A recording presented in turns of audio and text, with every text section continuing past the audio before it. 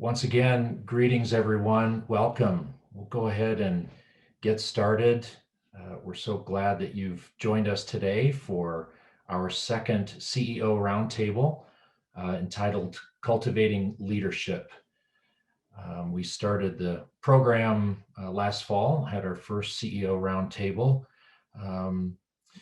to create connections between the Minds community, especially students and alumni. But the goal really is to give students and new alumni professionals an opportunity to hear from alumni leaders from different backgrounds and learn from their vast experience and knowledge. And hopefully their insight will inspire you and help shape your own career path.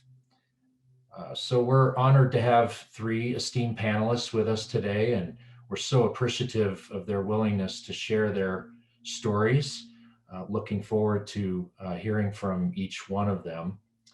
I'll do a brief introduction of our panelists, and I think we'll have maybe the bios up on the screen as well. There we are. Great. Well, first, I'll introduce Joe Eazor. Joe is 1985 grad, petroleum engineering. He's the CEO and president of ERT, the global leader in clinical trial endpoint technology, so healthcare technology. He's been the CEO and had senior leadership positions at several public and private companies. A great deal of leadership experience. I also want to note that Joe established the Eazor Executive in Residence series, which is hosted by Minds Division of Economics and Business. And we're really grateful to Joe for being here today and for establishing that Executive in Residence program. Joe lives in Dallas, Texas. Thanks for being here, Joe.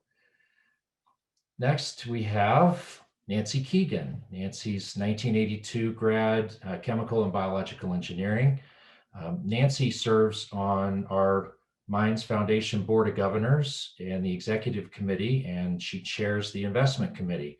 I guess I probably should have introduced myself. I'm Brian Winkelbauer, who's CEO of the Minds Foundation. I apologize I didn't do that. But so Nancy and I know each other well. Nancy is the chair of a very important committee, the Investment Committee, as it oversees the portfolio, includes our long-term investment pool and the endowment for the university. She was awarded the Minds Distinguished Achievement Medal in 2015.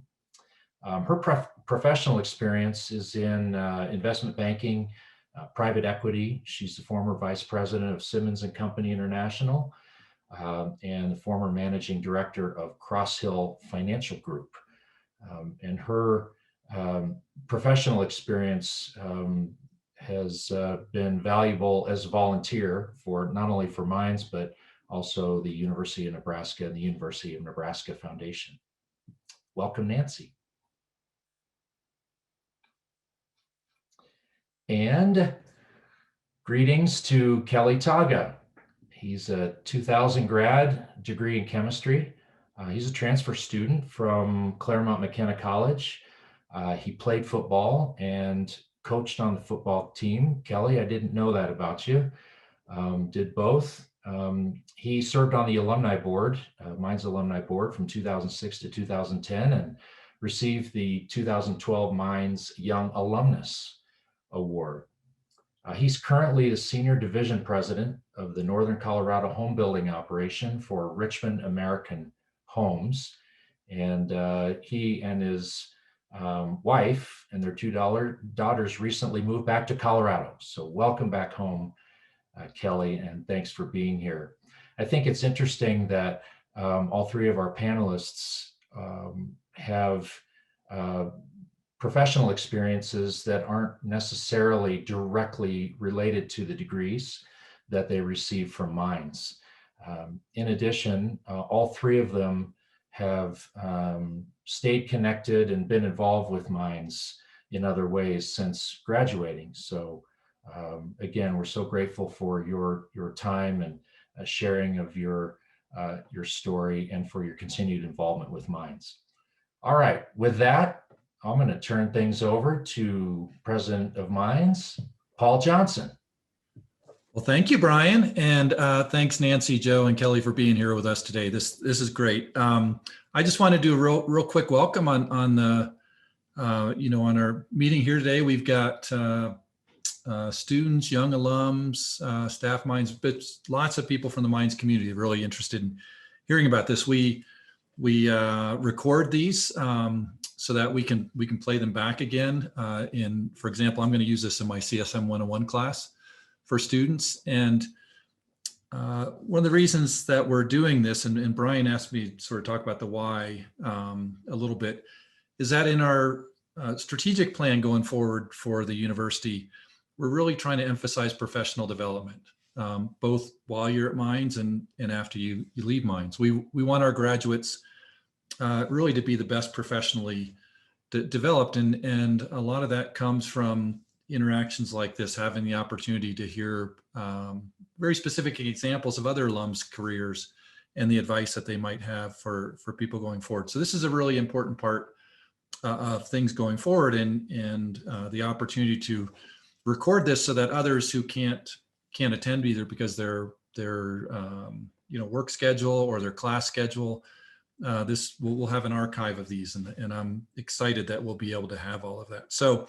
that's I always wished when I went to school that I had an opportunity to talk to people who had C-suite experience, and even if you don't sort of envision that to be on your career path, I've always found it extremely fascinating to listen to people who have sort of ended up at that point in their careers, because I think they have very unique perspectives on professional development and education, work-life balance, all those kinds of things. And so we'll hear about those from our guests today. So the one thing Brian didn't mention that I will mention is that we'll have a Q&A session a little later, probably about 20 minutes in this meeting, where we'll just be doing Q&A. So some of you submitted questions when you registered, and we've got those. If you've got things that sort of come up as you're listening to the speakers talk, go ahead and use the Q&A function and type questions, and we'll Brian and I will see if we can, how many of those we can field when we get to the Q&A part of things. So with that, let's get on to the main event. And first one up is Nancy Keegan. So Nancy, thank you for being here, and take it away. Oh, you're muted, Nancy. That's $1 in the tip jar. Yeah, how many times have we all done that? All right, well, thank you very much, Dr. Johnson, and thank you, Brian. I'm really honored to be part of this panel today. I've been looking forward to it. I was hoping that we wouldn't have to Zoom, but it looks like if I had come to campus, I would be stuck there for a few days, because you're getting anywhere from 1 to 10 feet of snow, as far as I can tell. So you've all seen my bio. I won't spend a lot of time on that. I'm going to mostly have just a few remarks, mostly focused on leadership, because I assume since you folks have joined a Cultivating Leadership Zoom, you're interested in that part. I did, one thing that wasn't mentioned in my bio, my fault, is after I worked a few years as a chemical engineer and did some management jobs as in an engineering environment, I did go back to graduate school and got an MBA from Harvard Business School and went into finance after that. But first since I think most of you are fairly recent Minds alumni, not all of you, I'm going to talk a little bit about when I got out of Minds, how I sort of came into leadership roles from there. So I graduated in 1982 in what was then chemical and petroleum refining engineering. And I graduated into a terrible oil market. Here I had chosen a career that was very petroleum related. Oil prices had crashed. There were very few jobs. I was lucky in that company that I had done my summer work for, Mobil Corporation, was one of the few that was hiring. And so I did manage to get a full-time job out of Minds that I was proud to have. And Mobil Corporation, for you youngsters, is was a big oil company at the time it was later bought by Exxon. So if you haven't heard of it, I'll just have to tell you, it was a big bureaucratic oil company where moving up the management ladder was like big bureaucratic companies is, really can be a real challenge. So I took that job thinking really just not about long term, that I want to manage this or manage that. I was really, first of all, I was happy to have a job. And second of all, I was excited to learn really new things. I was out in the field. I had done, a few field things at mines I'd been a roustabout during the summers. So it wasn't completely unfamiliar. But what I found pretty quickly when I got out and started interacting with people from other schools was that I was just really well prepared for what I was tossed into. The initial tasks were not things that you'd find in your textbooks at all. Like, I was put on a pipeline to examine pipeline welds and things, things like that I hadn't done, but I learned I was very well prepared. And some of the things that came out of mines that I didn't appreciate at the time, because mines, it's a little unusual because everybody has a very similar skill set. Nobody, there's strengths and weaknesses, but very, very similar skill sets. So, but what I found was that I was probably more likely to take initiative than some of my colleagues from other schools. Part of that was confidence, part of that was training, and probably was a little more tenacious and persistent, very much a break down the problem and get it done attitude, and not get, overwhelmed by things. And that was really training from mines that set me apart from people from other very good engineering schools. So after working, I was put in natural gas processing. So I would go from plant to plant and conduct various, examinations of heaters and pipes, things like that. So I did have to ask for help, and that's something that I think we're also allowed to do at mines. That was fine. Tell people if you don't know something, find somebody that knows it and can help you. And that's, don't be afraid to do that. You're way better off than if you attempt to charge ahead with something when you don't have the background.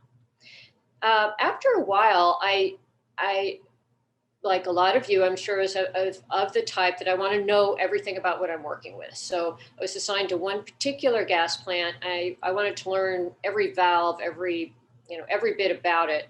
And what I found was that I had really accidentally got the respect of the plant workers, the hourly unionized plant workers, by doing that. And when some changes came around, as they do in these big companies, they have management change outs. I had the opportunity to become a plant foreman. So I went from being an engineer into management. And I was, so some people had seen that I had some management potential, and I was the first woman to have that position. I was the youngest person to have that position. So, okay, maybe somebody was trying to make a point, but it just, to me, it just made it all the more important that I succeed. And, but my management style, which I didn't even know what it was at the time, was different than what you would read in books at that time, which was very authoritarian and kind of militaristic in a way. And I don't mean that negatively at all. That's just, these big oil companies were that way. Whereas what I learned about myself was my style was much more collaborative. And once I opened up and worked that way, I really found a lot of success. And I'll just quickly give an example of what happened, which is, this was very early in my career, but one of the reasons I think I was put in as manager of this plant, foreman of the plant, was they wanted to automate it. It had never been automated. And so they wanted, somebody a little more technical than perhaps had been in the role before. Well, my workers, my plant operators, were pretty much all in their 60s and mostly did not have high school educations even, but they're very good at their jobs. They had to be. And but you sit them down in front of a computer, they got chest pains. They said they couldn't do it. A couple of their children called me and said, it's killing my dad. We can't do this. So I'm told you have to make them do it. You have to make them do it. But what I did was tried to be more empathetic and worked with the local HR department, and they built a little computer program where the guys could, and they were all guys, sorry, but they could put in their data about retirement and the different retirement options, and it would spit out what, if you retire at this age, you get this much. If you do this, there's lots of variables. And I mean, within a week, they were all computer experts. There was no, people came from corporate to come see this. How did you manage this? And because by automating the plant, really the production went up quite a bit. It did help, as you would expect. And so that was an example of an early success where if I had not accepted the fact that, first of all, I can be a leader and have some natural leadership skills. And second, how do I access those? I'm not like everybody else. There isn't a one size fits all manager. I'm running towards the end of my time here, but I guess I would implore all of you to think about yourselves, be introspective. If you want to be in management, how do you want to manage? And if you are, very traditional top-down kind of manager, that's fine. But if you're not, figure out how to work with that too. There's lots of types of managers. And I think I'm going to conclude with that. And I will turn it over to Joe Eazor next. Joe? Yeah, thanks, Nancy. Basically what you said about the preparedness you get from mines in your career, I was going to repeat most of that. So, so you've stolen my particular thunder. No, I'm just kidding. I think it's hard to underestimate how well prepared you are coming out of mines for pretty much anything that comes your way. And I'll maybe say a few more words about that in the beginning. I mean, at the end, because when you think about the basic skills you pick up in mines in terms of problem solving, analytical capabilities, and just rational thinking, it applies to pretty much any area of business or technology or any arena, if you will, across all industry sectors. So my traditional path took a big turn, but it was started out like Nancy's. I graduated in petroleum engineering. I shout out to the wrestling and the track and field teams where I participated in mines. And just to round out, I know the basketball is the big topic these days, but there's other good sports and learned a lot there, both on the athletic side, but also obviously academically. So I left mines and went into petroleum engineering, and interestingly enough, the industry got worse by the time I graduated than when Nancy graduated. So in 1985, 1986, 1987, and 8 were pretty bad years in the oil industry. Some of the lowest prices, kind of on a normalized basis that were ever seen. And so the nature of the industry and then my role ended up being making business decisions about where to invest or where to divest assets and different portfolios of the oil and gas fields that my particular company owned. And so we were making decisions in ways that didn't make any sense to me. So we were basically giving away oil and gas wells that were generating net cash flow because they somehow hurt net income. And so that just kept scratching my head at the logic in that. And then that plus my wife, ex-wife, wanted to move out of Bakersfield, California. I decided to apply to business school and go back to business school, much like Nancy. I went to the University of Chicago. And the purpose for me going back was, you was sort of stuck. The industry was in a bad spot. You didn't care for where I lived. And so it was a very practical decision about, changing trajectories or maybe migrating to a new career path from where I was. So I moved on to the University of Chicago. And, at Chicago, it was a very analytical school, very deep in economics. And you actually did the calculus at Chicago, which freaked a lot of people out, I must say. And my preparation of mines, I was very well prepared for the challenge. As a matter of fact, I thought it was quite easy compared to the journey of mines. So I left Chicago and went into consulting, and I spent a number of years in consulting. I was a senior partner when I left consulting at McKinsey & Company, and also was a senior partner and board member at A.T. Kearney in there somewhere. So I spent a number of years in consulting and learned a great deal more about just the fundamentals of business, if you will, firsthand from a consulting basis, and decided to move into, wanted to pursue leadership careers in a more broad basis. So I migrated from consulting into a leadership role in a large tech services company called Electronic Data Systems back at the day. And I did a variety of things there, and then volunteered to go to China, uprooted and moved to China, led the Asia Pacific business and Chinese business for EDS, helped build capabilities in China and India across all of Asia.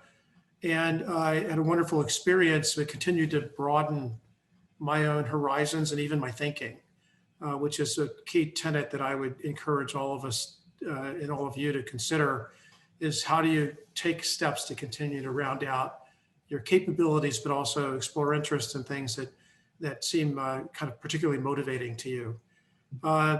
EDS, I led the sale of EDS, at the time was the second largest deal in the tech industry, to Hewlett Packard. I ran a large division of Hewlett Packard, about 135,000 employees across the globe, $22 billion in revenue. And it was a significant transformation. So completely set a different set of leadership requirements than the growth oriented opportunity I had in Asia Pacific. I served out my time, I like to say, almost my prison sentence at Hewlett Packard, and then moved on. And I apologize for any of those on the call that are at HP, but it was a very different place back then. And then one more technology company stint before I decided to move out and take another, measured risk, if you will, to become CEO of a mid-sized company in a turnaround situation, which was Earthlink, which was one of the original internet companies back in the day. And we had some success there and sold the company. I went on to then become the CEO of a company called Rackspace, which was another tech services company that we're just taking private. And then now have done a couple of those stints where I've led the CEO, had the CEO role leading the company through some form of transformation and transition. And then I find myself in the current role where I lead a company where our focus is on the digital technology related to clinical trials. So we help capture and manage the data from the clinical drug trials, all the way from cancer studies to vaccines, which are the hot topic of the day. And on a global basis, we're the leader in the space, and we are privately owned. So very interesting industry sector to be in. It's kind of capitalizing, I'm capitalizing and leveraging pretty much every experience I've ever had. Even my chemical classes at the Colorado School of Mines have had some relevance today, even though I didn't do that well in organic chemistry. I still am familiar with the terms when we talk about the compounds and so forth in some of the pharmaceutical companies we serve. We've actually been involved with about 70% of the drugs approved by the FDA over the last 12 and 18 months. So very different situation, much more about growth and using technology to transform an industry sector. Very exciting for me. And I attribute, again, the foundation for some of the opportunities I've had to my Colorado School of Mines education. And that's why I find it incredibly important for me to stay engaged with the school in some capacity, because I see it from a very different view than when I was a petroleum engineering student there a long time ago. Just one or two other points I'll make and then turn it over to Kelly is, one of the things that, I think that I would encourage people that are considering different career paths or broadening their horizons or taking steps in new directions in their career. I've had good fortune from taking measured risks. So, so transitioning from the petroleum industry to go back to graduate school, like Nancy, that's a calculated risk at some level. It's a little bit scary. And then leaving the consulting industry to go to the corporate world and going to China and so forth. And all of those experiences sort of build a portfolio of capabilities and a mentality, if you will, of leadership that I have just leveraged kind of through my career. So I think those measured risks have been very valuable to me, and also been quite interesting from a personal perspective. All the way from having being locked in the immigration offices in the Jakarta airport because I refused to pay a bribe to get out of the country, to being quarantined in the Singapore airport because I had an eye infection on the plane, to being very sick on a flight to England one time where they had doctors waiting for me when I landed. And then probably the more interesting one was when some kind of protesters exploded a bomb in the hotel I was staying in Bahrain while I was working there on a consulting project. And then while I was out at dinner, having one of the best Mexican food dinners I've ever had in Bahrain, by the way, listening to a Filipino man impersonate Elvis. So this just, you think of these things and I look back on my mind's time and the 35 years since, 36 years since, and I attribute the foundation, the analytical capabilities, the ability to solve problems, and the interest in intellectual curiosity that helped, that I fostered there, or they're fostered in me there by no choice of my own sometimes, have been just invaluable. And I'm glad to answer questions at the end. So with that, I'll turn it over to Kelly. All right. Good afternoon, everyone, and thank you, Joe. I feel more like an attendee here listening to Nancy and Joe. I mean, I think some really, really great things there. I think from my perspective, no different than Nancy and Joe. I had kind of a different background coming in. Obviously, transferring from Claremont into Mines is a little bit different, as well as, I went from playing football in Southern California to playing football in Golden, which is great. I see actually one of my teammates was on the line here, Jafar Tabayan, so it's great to see him out there. But I was got a chemistry degree. I actually got an area of special interest in biology before biology was really a thing at Mines at the time. I was pre-med. I took my MCAT. Was thinking I was going to be a doctor all the way along, and obviously I'm not a doctor, but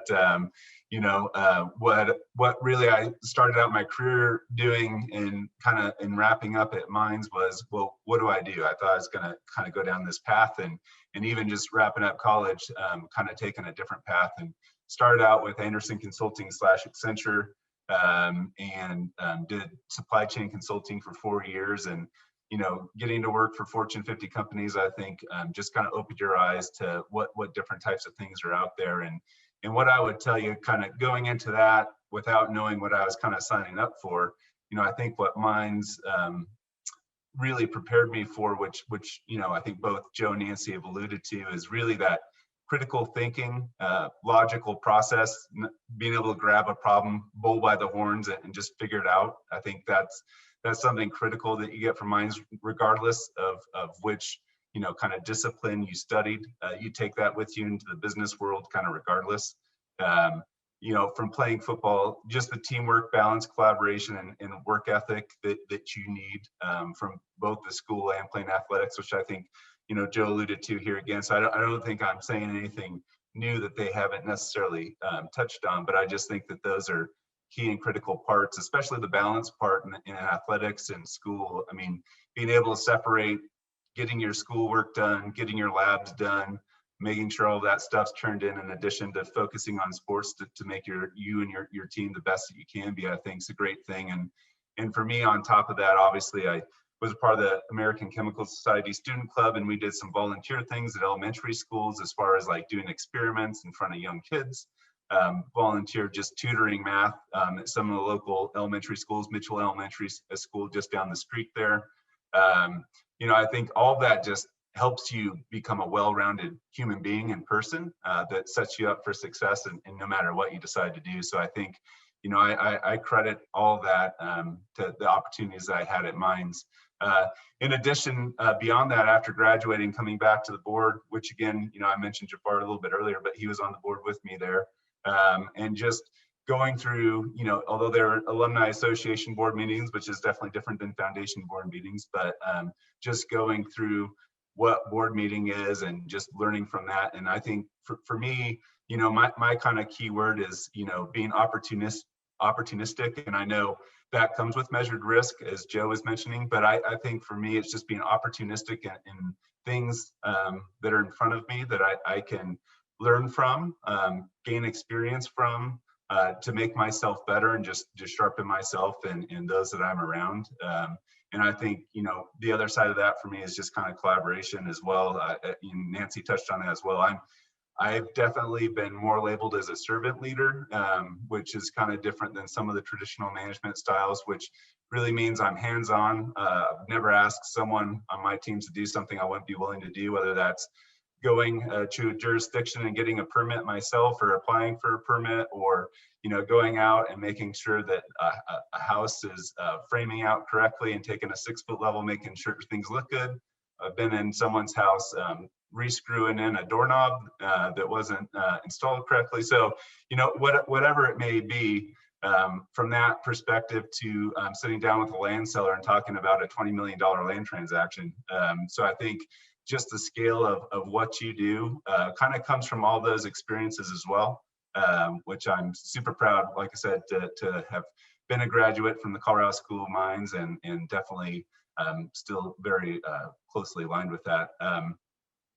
As far as, you know, kind of moving up through management, you know, I think one of the key things to remember is just communication, and remember that communication is a two-way street.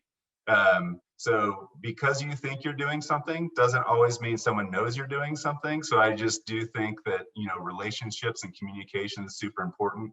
All the folks I manage, I just kind of remind them that, you know, it's not a one-way street, you know, it's a two-way street. We got to communicate, make sure we're on the same page and aligned in everything we're doing for their growth, for a company's growth. And I just think that that's super critical. And that communication goes 360. So it's with the people you're working with, it's with the trades or additional folks that you're working with out in the field, it's with your customers. But that communication and follow through is just so important in success and just kind of growing through the ranks there as well. Let's see, what else do I have here? And then I just, another thing here, just in kind of what they've asked us to kind of cover up front, just different things I've learned from bosses or how I've worked with different bosses. I'll just kind of touch on one point there. I think for me, obviously, my goal for any of my bosses as I've kind of grown through the ranks is always to make them look like superstars. And then I'll always make sure that I'm working and growing someone else so that I can be promoted out of my position. So I think that those are the two things. I always want to make my boss look like the smartest person in the world. And then I always want to make sure whoever I'm working with is ready to take over what I'm doing. So those are just kind of two comments I wanted to mention there.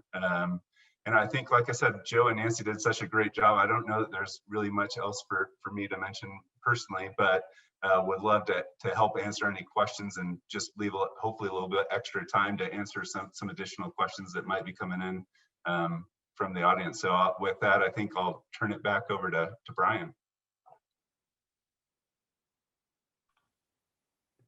Well, thank you both. Terrific insight, a lot of important messages there. Yeah, this is the time where we'll take some questions. Thanks to all of you who submitted some pre-questions. I think the panelists did a terrific job of addressing many of those. Paul, do you want to maybe jump into having the panelists address a couple of topics that we thought might be a benefit to the audience? Sure, I'll do that, Brian.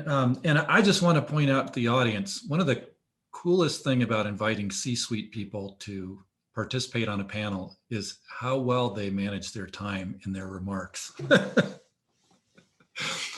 We have so many other things where we have people on panels and we run out of time with the panel comments to even have questions. So these three were right on it. So I, if nothing else, if people don't pick up anything else from this one, I think just that aspect of things is pretty remarkable. So, and it's pretty common to C-suite people as well.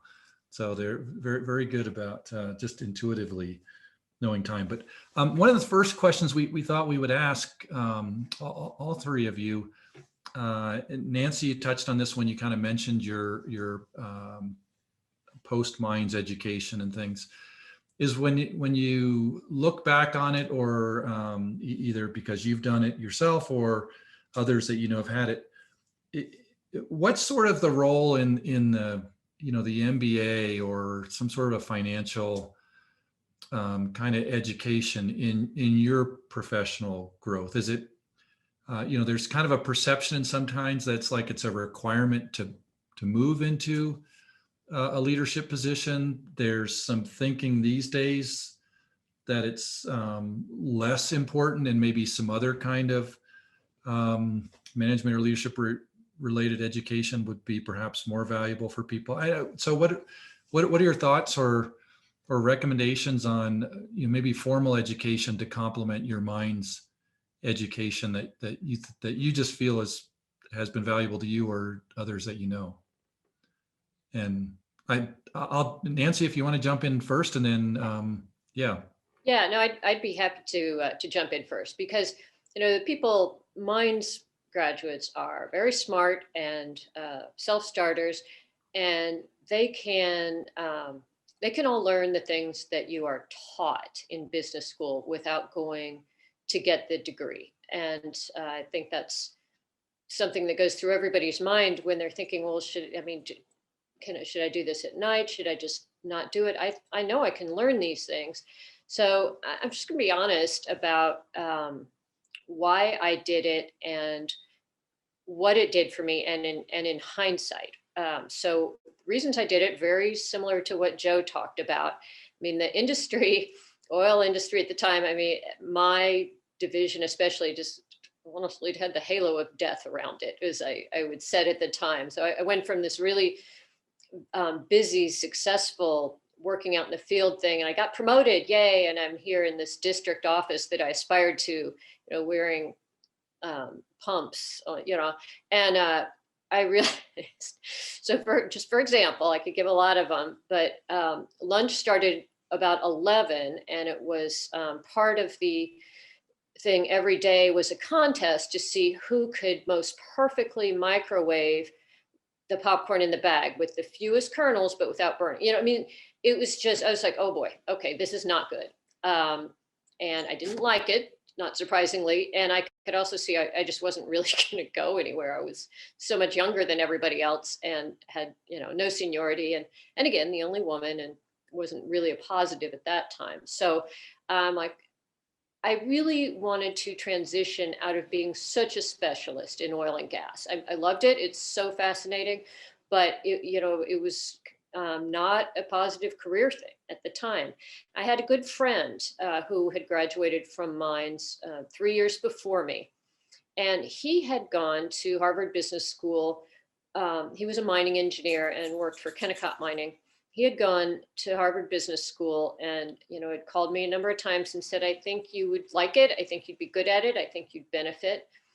And so I started talking to him more often and decided this very middle of the road decision. Okay, I'll just apply to the really top business schools. And if I don't get in, I'll continue on this path. It's a little slower than I thought, but it's working.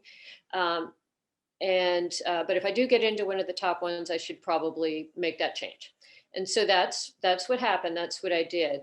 Now, I thought that I would go maybe get out and work for, say, Dow Chemical, something like that, in management. I had by that time come to see that I was pretty good at managing. I liked it. I liked being a leader. So I would just transition out of oil and gas and more into the chemical industry. Once I got to business school, which by the way, as Joe mentioned, was not nearly as difficult as mines. I discovered that I was really interested in finance and how finance integrated with business strategy. And I just really liked that. So I didn't even know what an investment banker was when I started there, but I got very interested in that and ended up in investment banking. But I joined a firm that specialized in oil field related, it was oil service and equipment companies specifically. So it utilized the knowledge that I had. It was a really good fit for me. But in hindsight, what I tell people is the reason, assuming that you can collect the knowledge that you'll learn in business school, for a mines graduate, one thing that you will teach you to think from a greater distance, more thinking at 30,000 feet versus diving into the details. So that's one difference. But in all honesty, the main thing it does for you career-wise is a bit of a restart. If you feel like you should be at the next level in your organization, but you're not being seen that way, if you exit and come back with an MBA or another advanced degree, that gives management the excuse to put you in a different department, a different position, elevate you. Similarly, if you want to do, as I did, wanted to change industries, it's hard to do when you're quite specialized, as I was, in the petroleum industry. It's difficult to get an equivalent position in a different industry without kind of having a restart. So my opinion, I'm glad I did it. It worked very well for me. It's not the answer for everybody. I would not, as a mines brilliant person, you all don't need to do it to learn new things. I would look for other reasons. Yeah. Can I throw in one thing, because I think Nancy hit it nail on the head. I think it depends on what you're trying to accomplish. I mean, things have changed a lot. I think the old fashioned get an MBA, move up, that world's changed a fair bit in recent years. But if you like Nancy and I, we both changed industries, and I went to consulting. Nancy sounds like went in an investment direction. I couldn't have done that without going back to school. So it sort of depends. At least in my case, it was dependent on where I was trying to go professionally, very specifically. Yeah. Okay, Joe, I was wondering if you could, as someone who's overseen organizations with many people in them, you've obviously made decisions about bringing people up through the ranks. So rather than maybe from your own personal experience standpoint as a leader and sort of people developer, do you look for those skill sets in bringing people up? I guess how from your position looking down, how important is that? So I can honestly tell you, I've never considered someone's MBA in whether to promote someone. So in any of my, in my career, it's been, about their performance and the needs for the role that would be promoted into. So I have never once looked at their pedigree if to whether they, in their education profile, to just make that decision, Paul. So just that's in my particular case. And I generally think that's true these days. Maybe there was a time when that was more important, but I haven't seen it in my peer group even. So. Yeah. So, great. Thank you. And I, just to point out to some people in the audience, as someone did, we at Mines, we have the engineering technology management program, which is it's not, it gives people the management experience. It's not the, in some ways it's an alternative to an MBA experience. And it is quite popular amongst our alums, and sometimes it's a very good complementary degree for students once they pick their disciplinary specific degree. One of the things I thought I'd ask, and maybe Kelly, you could comment on this, because you may be I don't know, maybe the farthest afield from where you started. I don't know. I think for our current students and maybe our young alums, I guess to what extent does the degree that you choose at Mines, I don't know, like dictate your life trajectory? Like people worry about that and sort of agonize over that choice, or they feel once they're done, they're sort of constrained to whatever industry the degree was aligned with or something like that. Do you have thoughts on that? Yeah, absolutely. So I think, first of all, I think certainly there are people that want to be very technical and stay in that lane. And obviously that'll suit you well. But I definitely think, and I think even in Joe and Nancy and what they've done and going back to business school just shows you can change career paths. For me, graduating Mines, even with a chemistry degree, I had 3 job offers as I was graduating, one with Anderson Consulting, one with Micron, being a chemical engineer in a fab plant, and then one with Pfizer, pharmaceutical, and obviously more kind of that chemistry. So 3 completely different job offers coming out of college. So I think, again, I think really what Mines prepares you for is really that critical thinking, that being able to process logic and break it down and just make things happen kind of regardless of what it is. And then adding in those additional activities that you do at Mines will also prepare you just to be kind of well-rounded, to prepare yourself to interview well, no matter what the job is and what your passion is. I mean, one of the things that I ask people that I hire is, what makes you want to get out of bed in the morning, right? Like, what do you get excited about? Like, what are you anxious to get in and go make happen for the day? And I think those are the things that will propel you in whatever career path you decide to take and whatever industry you decide to take. But clearly, I mean, even in my own career, right, I was kind of Accenture, kind of that technology business process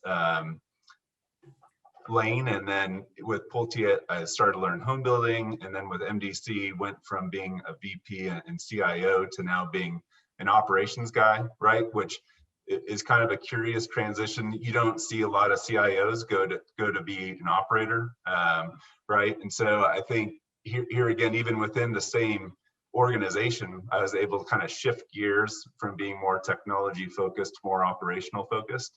And I think it just, again, really has to do with your willingness and work ethic to do what it takes and figure it out. And I think, for me in growing, just being a leader of people, it kind of didn't really matter what it was, whether it was IT or an operation. That's really about learning how to maximize your team and getting them to perform at their best, which is really, I think Joe and Nancy can attest to the same. That's really what propels you is knowing that you can bring direction, but you really need your people and your team to perform if you're really going to make it. Although you can bring insight and direction, it's really the whole thing coming together. And when you get a high performing team, I can tell you there's nothing like it. So that's just my perspective there. Great, thank you, Kelly. Joe, we had a really specific question for you, which was basically, if given the opportunity to work in another country, would you do that again? And do you think that was sort of valuable in your career trajectory? Absolutely. Yes, I would do it again, and yes, it was valuable. I think just to remember that there are things that are bigger than work. It was also probably more valuable from a personal perspective, and just opening my mind and realizing, people think differently, behave differently, different cultures, and it's a big world out there, and that perspective was probably even more important than the business learning side of it. Okay, great. Thank you. So there, a question came, which I think is a really, actually a great question. Mines alums are, they're really hard workers. Put your head down, get the job done. Also, kind of humble people when you come down to it. And so I think there's always this question of, do if you sort of have an aspiration or an inkling to want to take on more leadership type roles, do you need to like sort of actively seek them out, or will they come by virtue of people recognizing your potential, right? And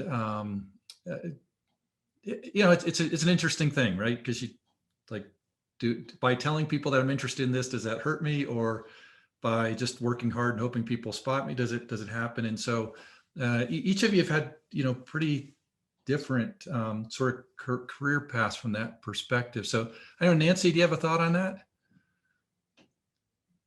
That is a really good question, because we've all been around people that are annoyingly arrogant, and of course none of us are that way. But I certainly wouldn't propose that you promote yourself in that way. But some of the sort of old-fashioned sayings, I think, still work. So, for example, dress for the job you want, not the job you have. And maybe that honestly is a little more applicable to women, and doesn't really work on Zoom calls either. But one thing that I wish I had done more of, and it ties into a question that we were asked to prepare for, which is your bosses. So your boss, you can utilize your boss in positive ways. There's a tendency, I think, to want to, maybe not work with your boss. And most of the time, your boss or bosses are, they're pretty good at management. That's how they got that role. And they probably like it and would probably like to work with you and find out more about what you'd like to do. An error that people make and companies make is it's just once a year, it's appraisal time. And that's when the bosses sit down and talk to everybody about their career trajectory and goals and things. And the thing about that is it all comes from the boss's point of view. It all comes at once, it comes at the worst time. And so he or she just wants to get it over with. If you talk to your boss more one-on-one during the year, don't pester her or him, constantly, but really utilize your boss as a stepping stone in a way, or somebody that can help you get to the next level. Because if you think about what, I'm forgetting if it was Joe or Kelly said, you want to have your successor in place, basically. Well, your boss is probably thinking that way too. So if you can place yourself in that role, then good for you. That's a lower key way of getting in the stair step mode than just stomping around saying, I'm not being appreciated, I'm working a lot of hours, that kind of thing, which I don't think gets anybody move forward. And at the same time, I would echo what was said before, which is have somebody prepared to take your place. So it's, you want to be the obvious choice to move up.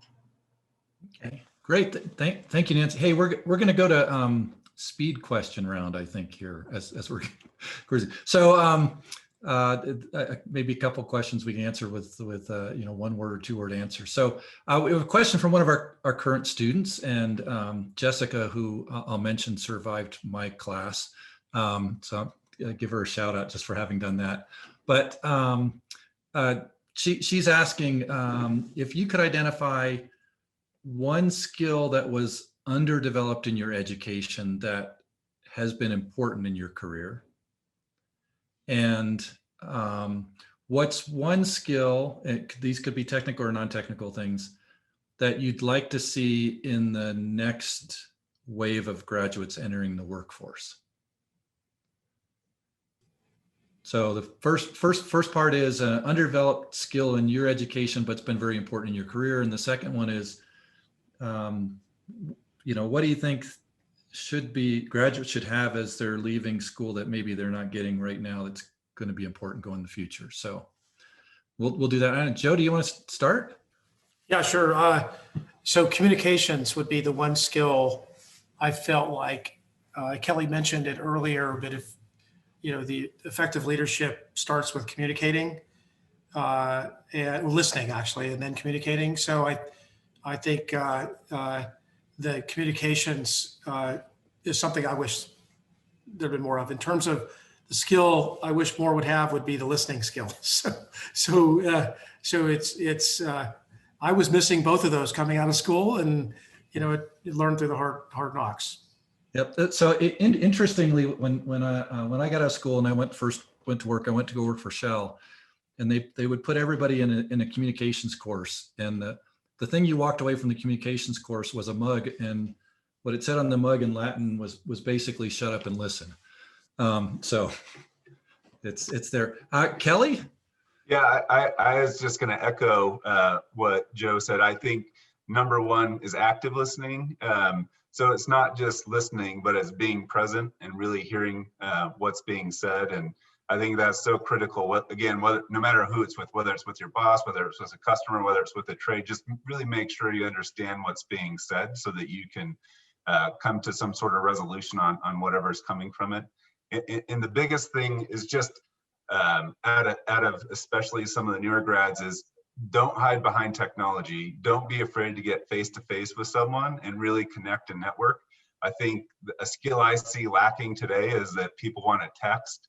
It's like, no, pick up the phone and talk to somebody, or sit down in front of someone and have a real communication. And so that drives me crazy. Now, my wife might tell you I'm still not the best active listener, but it's not true. I have actually gotten a lot better over time. So, but anyway, that would be my take. Thanks. And Nancy? I would echo what Joe and Kelly said, and would just add, I had to be taught to look at things from the big picture, 30,000 feet. So if I look at a company, look at their overall strategy, and then filter down to what the heck I was doing and how that fit in. I had to be taught that. Great, thanks. Maybe one other real quick one, and then I'll turn over to Brian to maybe wrap things up is, in all of your intros, Brian alluded to ways that you're still connected to Minds. And really kind of like the question is, what sort of value do you get out of staying connected to Minds? In what way is that sort of important to you, and what value do you derive from that? So I don't know, Joe, do you want to start? Sorry, two things that come to mind. One is, I feel like there was so much given to me in ways that I didn't appreciate while I was in Minds until I look back on it later. So I feel like there's a sense of giving back and showing some level of appreciation. But also, I think I'm personally would love to see Minds continue to evolve as it has been, Paul, and maybe have a broader impact on the world through both education programs, things like this, et cetera. So great, thank you. Kelly? Yeah, I think here again, Joe's so good at this, I don't even need to really say anything, but I echo what he says, but I'd also just say that I'm just very proud. And so I want to make sure that others coming in have the same opportunities that I had. My connection back is that, some of the football guys that I played with, we try to get together once a year and go back to a game. But they're all very successful guys, and but it's a lot of fun to get back together. But I just think, reminiscing of going to the Ace High Tavern, to, playing football, to the rigor of school and getting through finals. So I think just all of it. But for me, it's just, to Joe's point, is really giving back and just giving that next opportunity for that next round of students to really drive the university in a great direction. Great, thanks. And Nancy? Yeah, again, echoing what they said, more specific to me, I guess, is my work, say, helping the investment committee.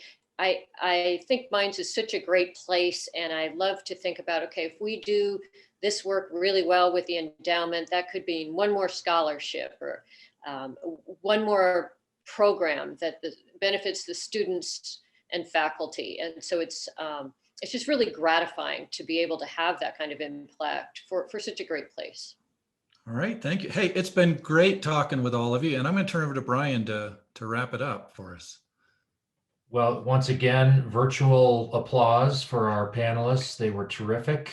Thank you for your insight. I think I was taking notes, and I think the one message that's important to deliver from my perspective is that we're always learning. And no matter where you are in your career, you're learning, you're adapting, you're growing.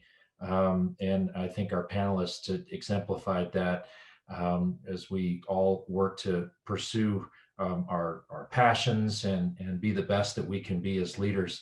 And at Minds, we're being very deliberate about, as Paul mentioned, professional education, professional preparedness. And so we look forward to doing more of these for students and young alumni, for all alumni, really. So look for more of these in the future. And once again, thank you for joining, and thank you to our panelists. Terrific job. And have a good weekend, everyone. Yeah, thanks for having us. Yeah, thank you so much for letting us do this.